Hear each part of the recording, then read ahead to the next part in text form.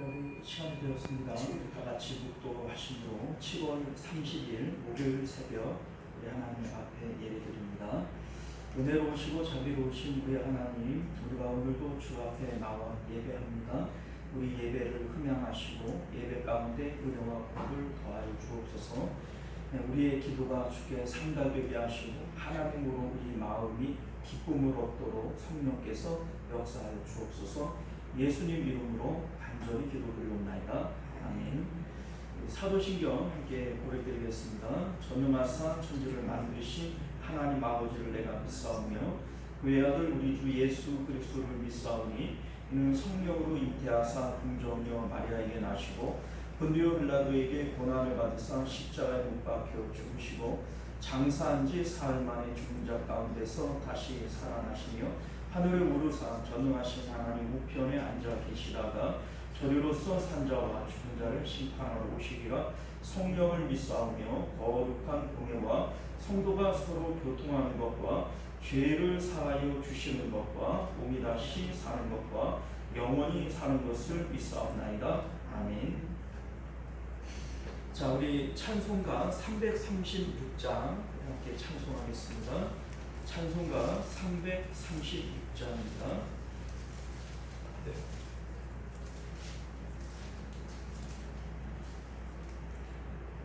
336장 찬송합니다. 환난과 비바 중에도 성도는 신앙 지켰네.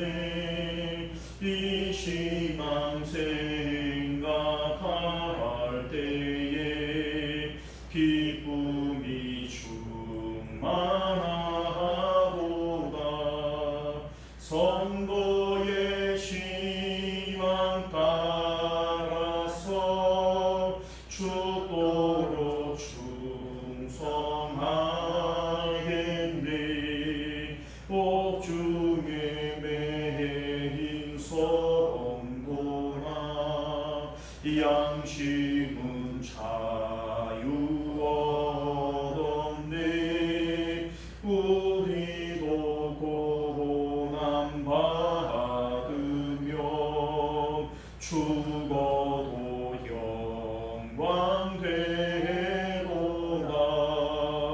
성도의 신앙 따라서 죽도록 충성하겠네. 성도의 신앙 본받아 원수도 사랑하겠네. 인자한 언어 행실로 이 신앙 전파하리라. 성도의 신앙 따라서 죽도록 충성하겠네. 아멘. 자, 우리 하나님 말씀 봅니다. 요한계시록 7장 13절에서 마지막 절까지 말씀 함께 교독하여 읽겠습니다. 13절부터 마지막 절까지 봅니다. 장로 중 하나가 응답하여 나에게 이르되 이 흰 옷 입은 자들이 누구며 어디서 왔느냐? 내가 말하기를 내 주여 당신이 아시나이다. 하나님이 나에게 이르되 이는 환난에서 나오는 자들인데 어린 양의 피에 그 옷을 씻어 희대하였느니라. 그러므로 그들이 하나님의 보좌 앞에 있고 또 그의 성전에서 밤낮 하나님을 섬김에 보좌에 앉으신 이가 그들 위에 장막을 치시리니 그들이 다시는 죽이지도 아니하며 목마르지도 아니하고 해나 아무 요동 기운에 상하지도 아니하고. 자, 우리 함께 있습니다. 이는 보좌 가운데에 계신 어린 양이 그들의 목자가 되사 생명수 샘으로 인도하시고 하나님께서 그들의 눈에서 모든 눈물을 씻어 주실 것입니다. 아멘. 자, 우리 함께 기도하겠습니다. 은혜로우시고 자비로우신 우리 주 하나님, 우리가 오늘도 주님의 복된 말씀 듣고 또 읽을 때에 깨닫는 은혜가 있게 하시고 또 이 말씀이 우리 삶 가운데 힘이 되어 세상을 능히 이기는 저희들 될 수 있도록 은혜 베풀어 주옵소서. 예수님 이름으로 간절히 기도드리옵나이다. 아멘. 자, 오늘 우리는요 함께 읽은 본문의 말씀을 중심으로 환난에서 나온 하나님의 종들이라고 하는 제목으로 하나님 말씀 나누도록 하겠습니다. 환난에서 나온 하나님의 종들. 우리 앞서 6장에서 하나님의 오른손에 들려진 두루마기 책에 7인이 있죠. 그 7인들 가운데 6째 인까지 떨어지는 이 내용을 살펴봤습니다.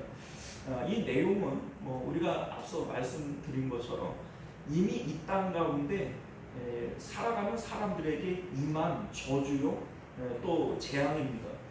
우리 이제 아담이 범죄할 때 땅이 저주를 받았고 이 땅 가운데 살아가는 모든 사람들이 이미 재앙 가운데 있는 거예요. 다만 우리가 이거를 못 느끼고 살아가는 거죠.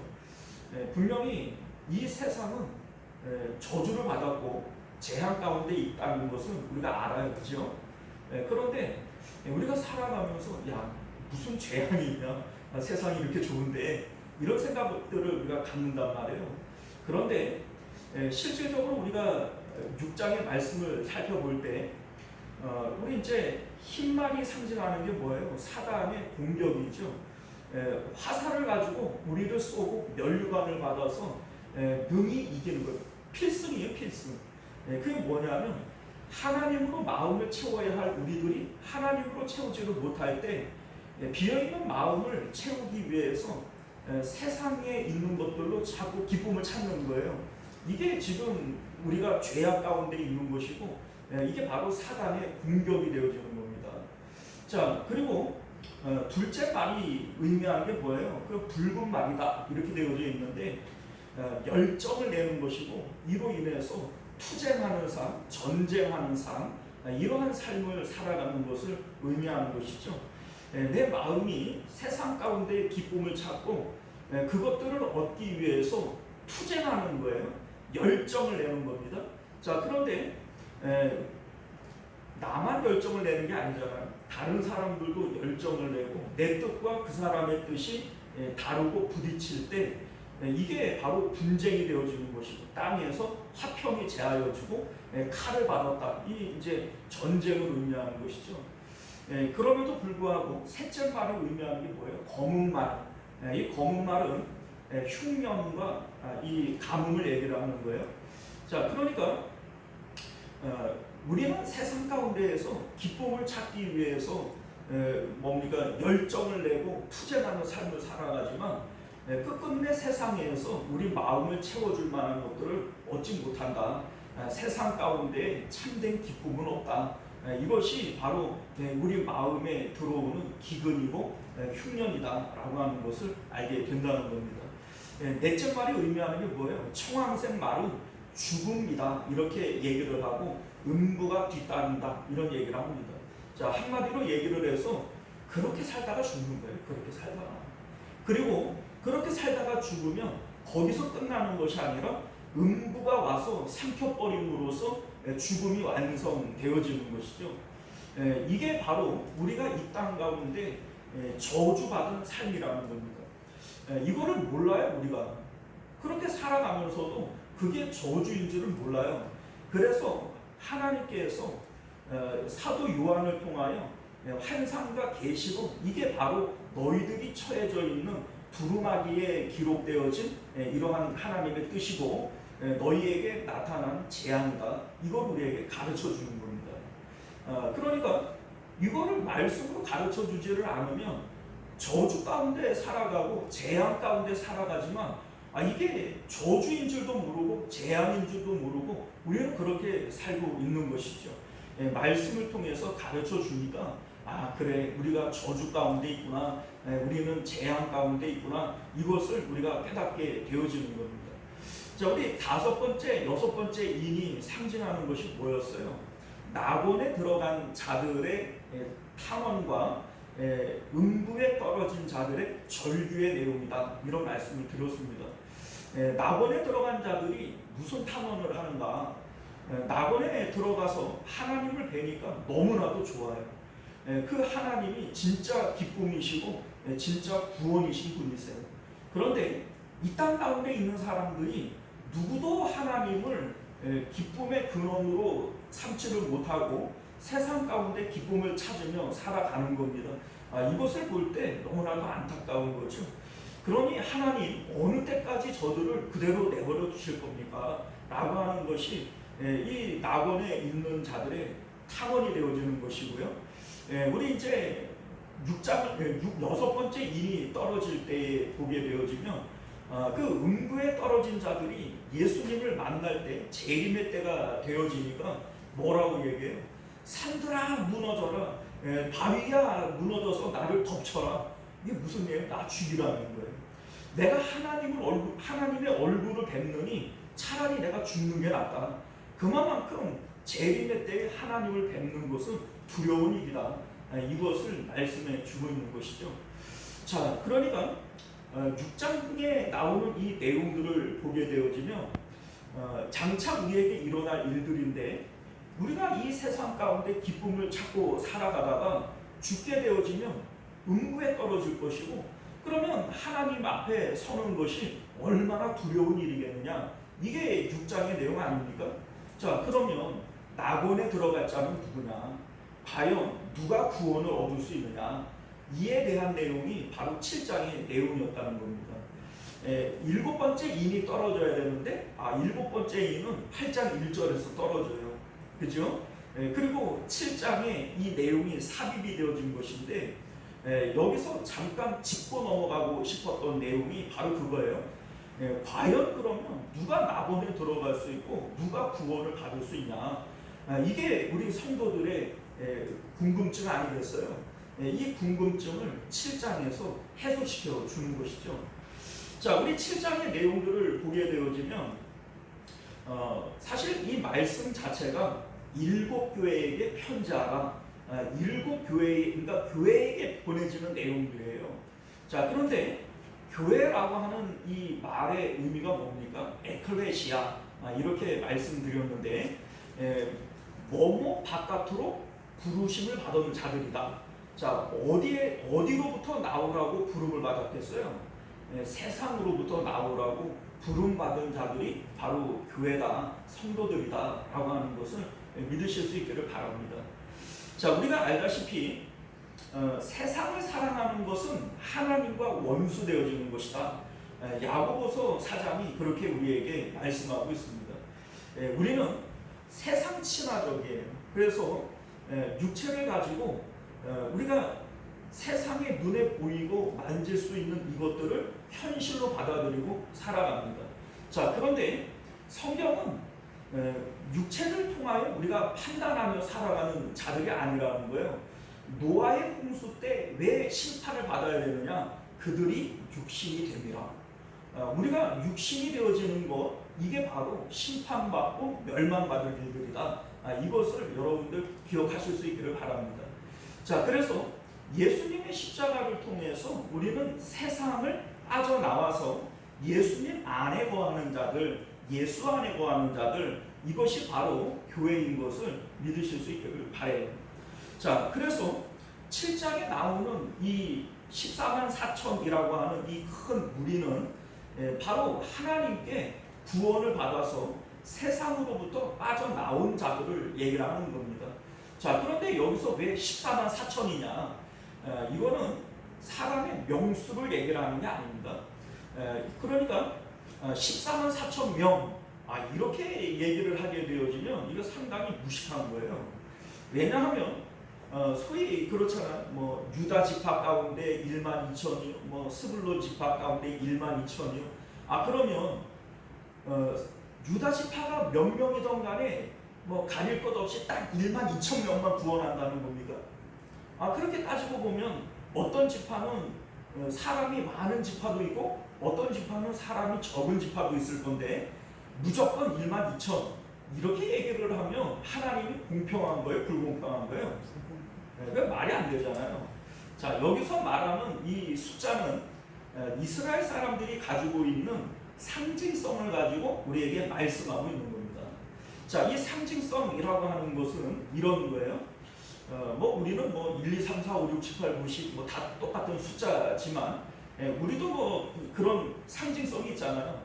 사자 좋아해요? 사람들이 사자 별로 안 좋아하잖아요. 죽을 사자 이렇게 해가지고 또 7자는 또 좋아해요. 행운의 럭키 7 이렇게 하면서 또 7자를 또 좋아해요. 또 중국 사람들은 또 8자를 좋아한다 그래요. 자, 어쨌든 모든 나라나 사람들마다 숫자가 우리에게 상징하는 그러한 의미들이 있다는 것이죠. 우리 이제 보면은 GS 20 5 이렇게 숫자로 부르잖아요. 그런 것들도 다 이렇게 상징적인 의미들이 있는 거죠. 자, 그런데 이스라엘 사람들이 가지고 있는 숫자에 대한 어떤 상징성, 이게 뭐냐면 하늘을 의미하는 숫자가 3입니다.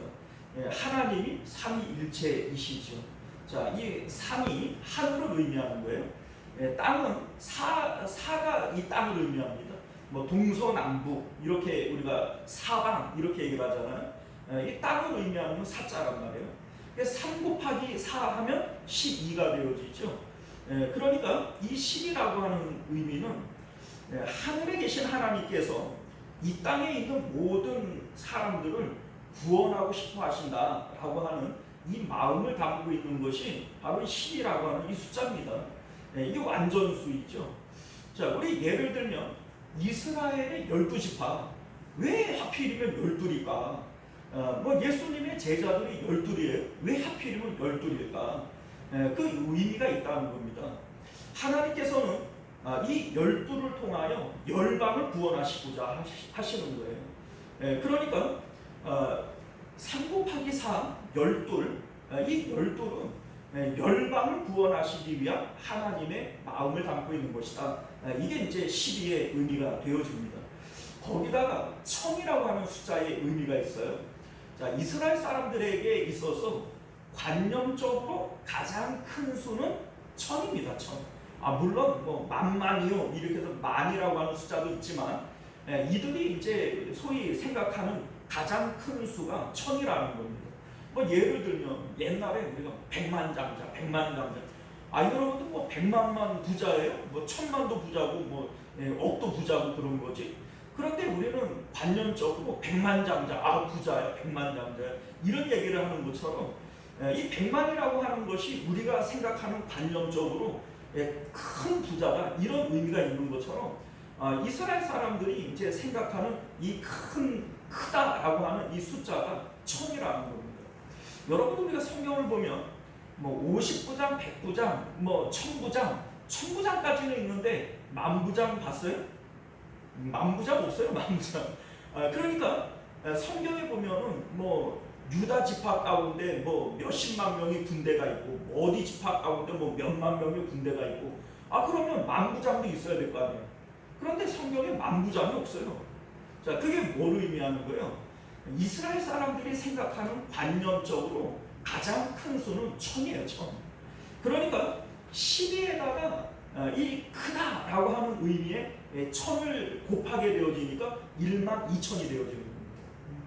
자, 그리고 이 1만 2천이 또 12지파라고 하는 이 12와 또 곱해지니까 14만 4천이 나오는 거예요. 자, 그러니까 이게 상징적인 숫자라는 겁니다.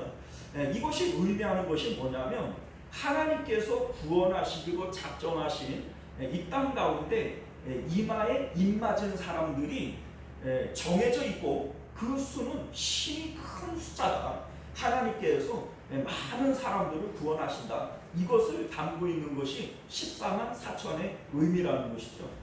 우리가 단적으로 우리 구절을 보게 되어지면 구절에 뭐라고 되어 있어요? 능히 셀 수 없는 큰 무리가 있다. 이렇게 얘기를 해요. 능히 셀 수 없는 큰 무리다. 아니 앞에서 14만 4천이라고 다 세놓고 여기서는 왜 셀 수 없다고 얘기해요? 이거 말이 안 되잖아요. 자, 그러니까 이 앞에 나오는 이 14만 4천이라고 하는 숫자는 실질적으로 사람의 명수를 얘기하는 숫자가 아니고 상식적인 숫자라는 거예요. 그리고 실질적으로 그 숫자는 능히 셀 수 없을 많은 숫자다, 이렇게 얘기를 하고 있는 겁니다. 자, 여기에 나오는 이 사람들의 숫자는요, 창세로부터 지금까지 또 앞으로도 하나님께서 구원하시기로 작정하신 이러한 사람들 다 포함한 숫자예요. 이게 바로 14만 4천 안에 나오는 의미가 되어지는 것이죠. 자, 이를테면 우리 성경을 보게 되어지면 예수님께서 그런 말씀을 좀 하세요. 하나님께서 나에게 주신 자를 내가 하나도 잃어버리지 않았다. 내가 잃어버린 것은 멸망받기로 작정되어진 그 하나만 잃어버렸다, 이렇게 말씀하세요. 이게 이제 요한복음 17장에 나오죠. 자, 이게 뭘 의미하는 거예요? 하나님께서 구원하시기로 작정하신 사람들은 반드시 구원한다는 겁니다. 그리고 우리 1절에서 4절까지의 내용을 우리가 어제 살펴봤지만, 이 동서남북의 바람을 붙잡아 두고 있는 이 천사들이 있어요. 이 바람은 세상의 멸망을 가지고 오는 바람이에요. 자, 그런데 그 천사들에게 하는 말이 뭐냐면, 하나님의 종들에게 인을 치기까지 그 바람을 붙들어둬라. 다시 말해서 이 세상에 종말이 오지 못하게 해라. 하나님께서 구원하실 자들을 다 구원하기까지 이 세상에 종말이 오지 못하게 해라. 이게 말씀의 내용 아닙니까? 자, 그러니까 우리 예수님도 복음이 땅끝까지 전파되어져야 그제야 끝이 오리라, 이런 말씀을 하신 것처럼 하나님께서 구원하시기로 작정한 사람들은 하나님 다 구원하신다는 겁니다. 구원하시기 전까지는 이 세상에 끝도 오지는 않는 거예요. 그러니까 이 구원은 확실한 구원이 되어지는 것이죠. 14만 4천에서 한 명이 모자르지도 않고 꼽사리로 한 명이 더해지지도 않는 이 숫자가 딱 맞다라고 얘기를 하는 것은, 하나님이 뜻하시고 계획하시는 것은 조금도 남음이 없고 조금도 모자람이 없이 하나님의 뜻 가운데 다 구원하신다, 이것을 의미하고 있는 것임을 믿으실 수 있기를 바랍니다. 자, 그런데 우리가 궁금한 건 뭐냐면, 하나님이 계획하시고 뜻하신 구원받은 자들이 있어요. 이 입맞을 자들, 구원하기로 확정되어진 너는 내 것이다, 이렇게 인친 자들이 있다고요. 자, 그런데 이거는 하나님이 알지 나는 몰라요. 그러니까 우리가 뭐 가끔 그러잖아요. 하나님께서 구원하시기로 작정된 사람은 다 구원받게 되어져 있어. 그래놓고 나는 구원받았다고 그냥 배짱튀기잖아요. 그런데 그거 진짜 웃긴 얘기예요. 왜냐하면 그거는 하나님의 영역이지 나의 영역이 아닙니다. 하나님이 택함을 받았는지 택함을 못 받았는지, 표면적으로 보면 가룟 유다도 선택 받았어요, 안 받았어요? 받았죠. 예수님의 12제자 중에 하나인데 사도란 말이에요, 사도. 그런데 그 사도가 마지막에 보니까는 입맞은 자예요, 버림받은 자예요? 버림받은 거예요. 그러니까 내가 뭐 교회에서 뭐 집사고 권사고 장로고 목사인데 하나님께서 구원하실 자들은 반드시 구원하게 되어져 있어. 이게 얼마나 꼴같지 않은 소리예요, 그렇죠? 그러니까 하나님께서 구원하실 자들은 반드시 구원하는 거 맞아요. 그러나 내가 구원받은 증거, 내가 구원받았다라고 하는 것은 어떻게 알 수 있느냐? 오늘 이 본문이 우리에게 그거 얘기해 주고 있었던 거예요. 앞서 뭐라고 얘기를 했어요? 9절 말씀을 보게 되어지면 이 사람들의 특징, 그러니까 이마에 입맞은 사람, 하나님께서 너는 내 것이다, 구원받은 사람, 이 사람의 특징은 흰옷을 입었고 종려 가지를 들었다. 이게 특징이라는 겁니다. 자, 그러니까 내가 흰옷을 입어야 되고 내가 종려 가지를 들어야 이게 내가 입맞은 자구나, 내가 구원받은 자구나, 이것을 알 수 있다는 겁니다. 이게 내적 증거예요, 내적 증거. 자, 흰옷이라고 하는 게 뭐예요? 우리 14절 말씀을 보게 되어지면 뭐라고 되어 있어요? 자, 여기 보면 큰 환난에서 나온 자들인데 어린 양의 피에 그 옷을 씻어 희게 하였다. 이게 흰옷이에요. 어린 양의 피에 그 옷을 씻어서 희게 되어졌다. 자, 여러분들 왜 하필이면 어린 양의 피일까요? 이 어린 양의 피는 십자가를 의미하는 겁니다. 십자가를 통해서 우리 마음이 세상을 떠난 거예요. 희게 했다, 이 깨끗하다는 얘기거든요. 자, 그런데 더러운 건 뭡니까? 그건 더러운 거. 우리 마음이 세상 가운데 있으면, 내 마음이 세상을 뒹굴고 있으면 이게 더러움인 거예요. 구원은 우리 마음이 세상을 떠나는 것이고, 교회는 세상으로부터 바깥으로 불러냄을 받은 자들이라고요. 자, 그러니까 여기서 흰옷을 입었다라고 하는 말의 의미는 십자가를 통해서 우리 마음이 세상을 떠난 자들이고 또다시 세상으로 내려가서 더럽혀지지 않은 자들, 이게 바로 흰옷을 입은 자들이라는 겁니다. 그리고 종려 가지를 가졌다라고 하는 말의 의미는 이 승리를 얘기하는 거예요. 우리 10절을 보면 이 구원받은 자들이 뭐하고 있냐면 어린 양을 찬양하고 있어요. 어린 양을 찬양한다. 그러니까 십자가의 예수님을 찬양하는 거예요. 우리 이제 예루살렘에 예수님께서 입성하실 때 이스라엘 사람들이 종려나무 가지를 꺾어다가 흔들고 바닥에 깔고 호산나 호산나 하잖아요. 이게 바로 구원받은 자들의 의미라는 겁니다. 그리고 예수님께서는 그 예루살렘에 입성하셔서 십자가에서 죽으신 거예요. 그 예수님의 죽음을 나의 죽음으로, 예수님의 승리를 나의 승리로 받아들이는 거죠. 예수님께서 어디서 승리하셨냐면 십자가에서 승리하신 겁니다. 십자가에서 다 이루신 것이고 십자가에서 사단의 머리를 부숴버린 거예요. 그러니까 예수님의 승리, 그 십자가가 나의 승리가 되어지는 것, 이것이 바로 종려나무 가지를 흔들면서 어린 양을 찬양하는 사람들의 모습이라는 겁니다. 자, 여러분들 이 모습을 우리가 삶 가운데 좀 적용을 시켜보면 흰옷을 입었다라고 하는 말의 의미는 이런 거예요. 세상 사람들은 다 이 세상으로부터 기쁨과 만족을 누리려고 해요. 돈 벌면 기뻐하고, 자식으로 기뻐하고, 뭐 승진하면 기뻐하고, 이러한 세상에 있는 것들로 기뻐하려고 그러는 거예요. 이거는 우리가 그 6장에서 봤던 저주 가운데 살고 있는, 재앙 가운데 살고 있는 사람들의 모습이라는 거죠. 자, 그런데 우리는 마음 가운데 그러한 것들로 기쁨이 찾아오게 되어질 때 이것들을 부인해내는 거예요. 이러한 것들로 기뻐하는 이게 죄라서 우리 예수님께서 십자가에서 죽으셨는데 내가 여전히 이런 것들 가지고 기뻐하고 있으면 내가 십자가의 원수가 아니냐. 그러니 나는 이런 것들로 기뻐하려고 하지 말고 하나님으로 기뻐해야지. 이게 바로 입맞은 사람들의 마음의 상태라는 겁니다. 그리고 세상 사람들은 십자가를 싫어해요. 십자가를 미워합니다. 자, 그런데 나의 자랑은 오직 십자가뿐이라. 이 십자가밖에는 내가 자랑할 것이 없다. 이게 바로 종려 가지를 흔드는 사람들의 마음의 상태라는 겁니다. 이것이 바로 이마에 인을 맞아서 우리 마음의 내적인 이 내면에 구원받은 이 사람들의 상태라면, 우리가 오늘 말씀에서는 그러면 이러한 사람들의 외적 증거는 뭐냐라고 하는 거예요. 우리가 지금 앞에 어제 살펴본 말씀의 내용은 내적 증거예요. 내적으로 우리가 입맞은 자다, 낙원에 들어갈 자다, 구원받은 자다, 이 특징은 흰옷을 입은 것이고 또 종려 가지를 가진 거예요. 이게 바로 내적 증거란 말이에요. 자, 그러면 외적으로 나타나는, 삶으로 나타나는 외적 증거는 뭐냐?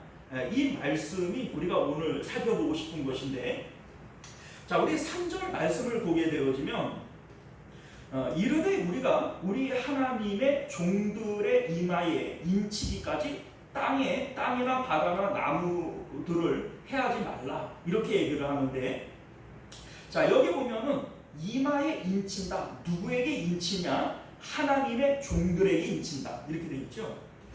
왜 하필이면 하나님의 자녀들, 하나님의 거룩한 성도들 이렇게 얘기를 안 하고 하나님의 종들 이렇게 얘기를 했을까요? 그렇잖아요. 꼭 종이 아니라도 다른 표현들이 많이 있잖아요. 뭐 성도들도 있고 하나님의 자녀들도 있고 많이 있는데 왜 하필이면 종일까?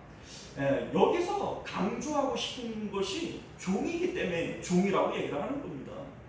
그리고 우리 이제 14절 말씀을 보게 되어지면 우리 이제 13절에 보면 흰옷 입은 자들이 누구며 또 어디서 왔느냐. 자, 이 흰옷 입은 자들이 이마에 입 맞은 자들이고 구원받기로 확정된 자들이잖아요. 그런데 이 흰옷 입은 자들이 어디서 나왔냐? 이렇게 지금 질문을 하는 거예요.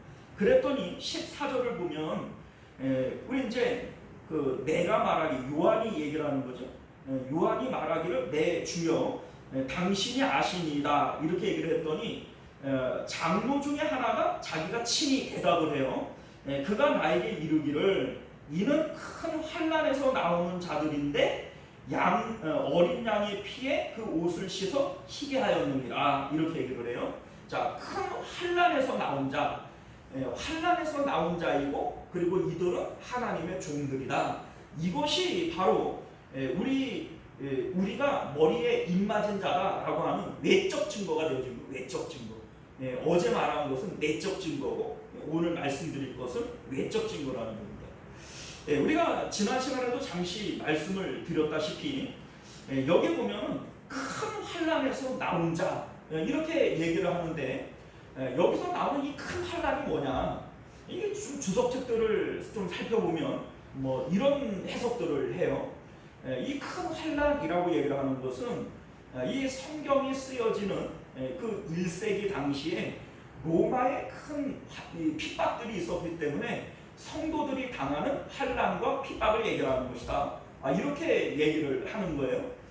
또 어떤 주석책을 보게 되어지면 우리 이제 뒤에 그 16절을 보면 이들이 다시는 줄이지도 아니하며 목마르지도 아니하고 해나 아무 뜨거운 기운에 상하지도 아니하리니 이는 보좌 가운데 계신 어린 양이 그들의 목자가 되사 생명수 샘으로 인도하시고 하나님께서 그들의 눈에서 모든 눈물을 씻어 주실 것입니다. 이렇게 얘기를 하니까 이게 장차 새하늘과 새 땅이 들어가는 내용으로 보여지는 거예요. 자, 그러니까 여기에 나오는 큰 환난은 재림 전에 있을 대환난을 얘기하는 것이다. 이렇게 해석을 한다는 겁니다. 자, 그런데 여러분들 다 틀렸어요. 이게 왜 틀리냐면 대단한 주석학자들이 얘기했어도 이게 틀릴 수밖에 없는 이유가 뭐냐면 만약에 그렇게 얘기를 한다면 무엇이 이게 잘못되는 거냐면 여기에 지금 환난을 이기고 나온 자, 환난에서 나온 자들 이들이 흰옷을 입은 자들이고 이들이 입 맞은 자들이고 이들이 구원받는 자예요. 그런데 1세기 때 환난을 당하는 자들 또 장차 재림 때에 대환난을 받는 자들 이렇게 얘기를 해버리면 그들만 이마에 입 맞고 구원받는 사람이에요? 그 말이 안 되잖아요. 그러니까 그렇게 해석을 하면 나머지 모든 사람들은 이게 구원을 못 받은 사람이 되어버리고 마는 거예요. 소위 여기에 나오는 14만 4천은 그 에녹이라든지 그 아벨이라든지 아브라함이라든지 이삭이라든지 이러한 사람들도 포함하고 오늘날 우리들도 포함하고 미래에 구원받을 사람들도 포함해요. 그러니까 하나님이 뜻하신 모든 교회, 눈에 보이지 않는 그 모든 교회를 14만 4천으로 표현한 거예요. 자, 그런데 여기에 나오는 이 환난을 그러니까 1세기 때에 고난당하는 그 환난이다. 재림 때에 겪는 대환난이다. 이래버리면 그게 말이 돼요? 그게 말이 안 되잖아요. 아브라함이 그런 대환난을 겪지가 않았고, 그리고 이삭이나 오늘날 우리들도 그런 환난을 겪는 게 아니잖아요.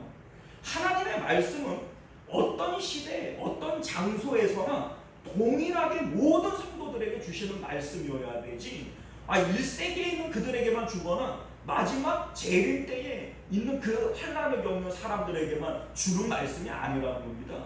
이 말씀은 모든 성도들에게 주시는 말씀이고 오늘날 우리들에게 주는 말씀이에요. 그러니까 이 환난이라고 하는 것을 그렇게 해석할 수는 없습니다. 자, 여러분들 여기에 나오는 이 환난이라고 하는 것이 무엇을 의미하냐면, 우리는 십자가 자체가 큰 환난인 것을 알아야 돼요. 자, 환난이라고 얘기를 하는 것, 이 환난은 우리에게 소중한 것들을 잃어버리는 것과 관련이 있어요. 상실과 관련이 있다고요. 자, 이를테면 돈이 소중한데 돈을 잃어버렸어요. 환난이죠. 우리가 가족들을 소중하게 여기는데 가족들을 잃어버렸어요. 환난이죠. 내가 건강을 아주 내 몸을 귀중하게 여기는데 사고가 나가지고 이제 몸에 어떤 장애가 생겼어요. 환난을 겪는 거죠. 자, 이 환난이라고 하는 것은 나에게 소중하다라고 여기는 그것을 잃어버리는 거라고요. 그런데 여러분들 십자가가 의미하는 게 뭐예요? 세상에서 내가 죽은 거예요. 그러니까 아버지나 어머니나 아들이나 딸이나 집이나 전토나 이러한 것들을 주님보다 더 사랑할 수 없어요. 이런 것들을 내가 부인해내야 되고, 이것들은 나에게서 십자가에서 죽은 것이 되어줘야 돼요. 이게 상실 아닙니까? 그러니까 십자가 자체가 우리에게는 고난일 수밖에 없고 환난일 수밖에 없는 것이죠. 자, 그래서 우리가 이제 사도 바울이 그런 말씀을 하지 않습니까? 나는 날마다 죽노라. 여러분들, 날마다 죽는 게 환난이 아니면 뭡니까? 또 내가 예수님의 십자가를 항상 짊어지고 다닌다. 예수님의 십자가를 항상 짊어지고 다니고 내가 양과 같이 종일 죽임을 당했도다. 여러분들, 이게 바로 십자가지. 십자가가 고난이고 환난이지 뭡니까? 자, 그래서 그 환난에서 나온 자이고 어린 양의 피로 그 옷을 빨아서 희게 된 자다, 이렇게 설명을 하는 거예요. 그러면 이러한 자들에게는 더 이상 상실은 있을지라도 상실감은 없습니다. 자, 무슨 얘기냐면, 사실은 이 세상을 살아가는 모든 사람들에게 환난이 없을 턱이 없죠. 여러분들은 환난을 안 겪었어요? 여러분들 인생을 살아오면서 환난이 없었던가요? 다 따지고 보면 그 환난들을 다 겪고 살아가죠. 자, 그런데 그 환난이라고 하는 것이 나에게 소중한 것을 빼앗아가요. 빼앗아감으로써 나에게 상실을 안겨준다고요. 자, 그런데 문제는 뭐냐면, 상실이 무서운 것이 아니라 내 마음 가운데 느껴지는 상실감이 무서운 거예요. 실제적으로 아주 큰 것을 잃어버렸다 할지라도 그건 잃어버릴 수도 있지, 이렇게 생각을 한다면 그 사람에게는 그게 환난이에요, 아니에요? 그건 환난이 될 수 없죠. 자, 여러분들, 십자가의 예수님을 통해서 세상에 대하여 죽은 사람들은 더 이상 환난이 없습니다. 왜냐하면 이미 우리는 십자가에서 죽은 사람인데 더 이상 무슨 환난이 있겠어요? 자, 그래서 우리 이제 베드로가 감옥에 갇혀요. 내일 죽게 되어져 있어요. 그러면 이제 내일 죽을 이 베드로가 환난을 당했어요, 안 당했어요? 당했죠. 내일 죽는데 환난이지, 이게 어떻게 환난이 아닐 수 있어요? 그런데 감옥 안에서 편히 잠을 자는 거예요. 환난을 환난으로 여기질 않아요. 스데반 집사님이 돌에 맞아 죽습니다. 몸에 생명을 잃어버려요. 그럼 환난이에요, 아니에요? 환난이죠. 그런데 스데반 집사님의 마음 가운데 상실감이 조금도 스며들지를 않아요. 그러니까 얼굴이 천사의 얼굴이 되어지고 자기 몸을 죽이는 그 사람들을 향해서 용서하고 품어주는 이런 기도들을 드릴 수 있는 것이죠. 이게 바로 환난을 이겨낸 자들이고 환난에서 나온 자들이라는 겁니다. 자, 이들 가운데에는 더 이상 그 환난이 문제가 되어지질 않습니다. 자, 우리 15절 말씀을 보게 되어지면요, 우리 이제 15절에 그러므로 그들이 하나님의 보좌 앞에서 있고 또 그의 성전에서 밤낮 하나님을 섬김에 보좌에 앉으신 이가 그들 위에 장막을 치시리니 이렇게 돼 있어요. 자, 여기에 나오는 이 성전도 자꾸 이거를 새 예루살렘 하늘에 있는 성전으로 얘기를 하려고 해요. 근데 여기서 말하는 이 성전은 땅에 있는 성전도 아니고 하늘에 있는 성전도 아닙니다. 땅에 있는 성전은 이 요한계시록이 기록되어지는 95년경에 이미 회파되어져서 없어요. AD 70년에 그 성전은 회파되고 없습니다. 이건 지금 95년에 기록이 되어지는 것이고, 그리고 하늘에 있는 새 예루살렘은 21장에 나와요. 21장에 나오는 거를 여기서 땡겨다가 하나님의 성전을 얘기한다? 이거는 말이 안 되잖아요. 자, 여기서 나오는 이 성전이 의미하는 것은 우리 마음 성전을 얘기하는 겁니다. 자, 그러니까 십자가를 통해서 우리 마음이 하나님께로 가게 되어질 때 우리 마음이 성전이 되어지는 겁니다. 우리 예수님께서 성전을 헐라 내가 사흘 만에 세우리라 이렇게 말씀하셨고, 사도 바울이 너희가 하나님의 성전인 것 알지 못하느냐 이렇게 말씀하신 것처럼 우리 마음 가운데 성전이 이루어지는 것을 말씀하고 있는 거예요.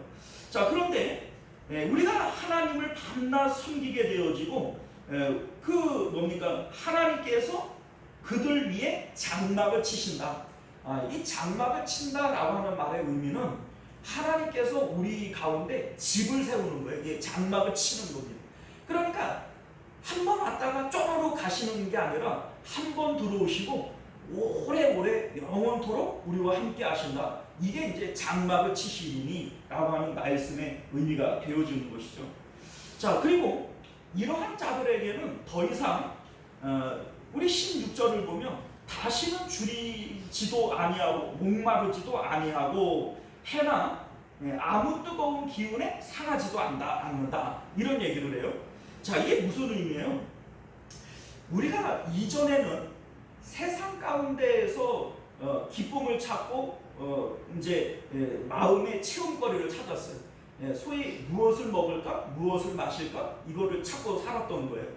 그런데 이러한 상황 가운데에서는 앞에 우리 검은 말이 얘기하는 것처럼 기쁨을 얻지 못해요. 늘 흉년이고 기근이고 마음은 늘 비어 있는 겁니다. 자, 그런데 이제 우리는 하나님으로만 기쁨을 찾으려고 해요. 그러니까 더 이상 줄이거나 목마른 거 없어요. 그걸 얘기를 하는 겁니다. 자, 그리고 뜨거운 기운에 상하지도 않는다. 이 뜨거운 기운은 환난을 얘기를 하는 거예요. 그런데 소위 우리에게 환난은 있어도 환난으로 인한 상실감은 없어요. 그러니까 환난이 더 이상 우리에게 환난이지 않는다. 이거를 지금 얘기를 하고 있는 것이죠. 자, 그리고 우리 17절 말씀을 보면 이는 보좌 가운데에 계신 어린 양이 그들의 목자가 되사 생명수 샘으로 인도하시고 하나님께서 그들의 눈에서 모든 눈물을 씻어주실 것이다. 이제 우리 마음 가운데 천국이 이루어짐으로 인해서 더 이상 우리는 이 땅 가운데 눈물 흘리는 사람이 아니라 사도 바울이 뭐라고 그래요? 항상 기뻐하라. 이게 바로 오늘날 우리들의 삶의 모습이라는 겁니다. 사랑하는 성도 여러분, 우리 이제 7장은 우리에게 이거를 얘기해주고 있는 거예요. 과연 낙원에 들어갈 자 하나님께서 이마에 인을 쳐서 구원받기로 내 것이라고 확정지은 이 사람들은 누구냐? 우리가 지난 시간에 살펴본 것처럼 내적인 증거는 흰옷을 입은 것이고 또 종료 가지를 가진 것이 이 내적 증거예요. 외적 증거는 뭐냐? 외적 증거는 환난에서 나온 자들. 우리에게는 더 이상 환난이라고 얘기할 것이 없어요. 또한 우리는 하나님의 종들이 되어져서 이제는 내가 사는 것이 아니요 내 안에 그리스도께서 사시는 것이다. 우리 가운데 누구도 자기를 위하여 사는 자도 없고 자기를 위하여 죽는 자도 없도다. 이것이 바로 입맞은 자들의 외적 증거다라고 하는 것을 믿으실 수 있기를 바랍니다. 기도하겠습니다. 은혜로우시고 자비로우신 우리 주 하나님, 우리가 구원받은 증거, 오늘 우리 7장은 두 가지의 내적 증거와 두 가지의 외적 증거로 우리에게 말씀하고 있습니다.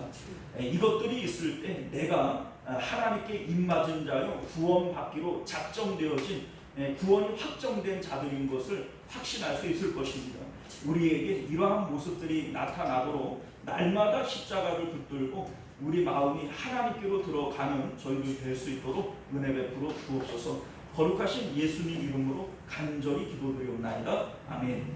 주기도문으로 예배를 마치겠습니다. 하늘에 계신 우리 아버지여, 이름이 거룩히 여김을 받으시오며 나라가 임하시오며 뜻이 하늘에서 이룬 것 같이 땅에서도 이루어지이다. 오늘 우리에게 일용할 양식을 주시옵고 우리가 우리에게 죄 지은 자를 사하여 준 것 같이 우리 죄를 사하여 주시옵고 우리를 시험에 들게 하지 마시옵고 다만 악에서 구하시옵소서. 나라와 권세와 영광이 아버지께 영원히 있사옵나이다. 아멘. 자, 우리 계속해서 함께 기도하실 때 말씀을 기억하시며 기도하시기를 바라겠고요. 우리 어제 말씀드린 것처럼 우리 송기영 집사님 위해서 기도해 주시고 또 우리 특별히 환우들을 위해서 함께 기도해 주시기를 부탁드리겠습니다. 어디가 아픈 거예요? 그 뭡니까 협심증으로 이렇게 그 뭡니까 이 스탠스 넣는 이런 시술을 하신 것 같아요. 그 숨이 안 쉬어져서 응급실 이렇게 실려가셨다고 그러는데 많이 놀라셨다고 그래요. 위에서 기도해 주시길 바랍니다. 자, 우리 주여 한번 외치고 기도하겠습니다. 주여 은혜로우신 우리 주 하나님 감사합니다. 오늘도 우리에게 주신 하나님의 귀한 말씀을 통해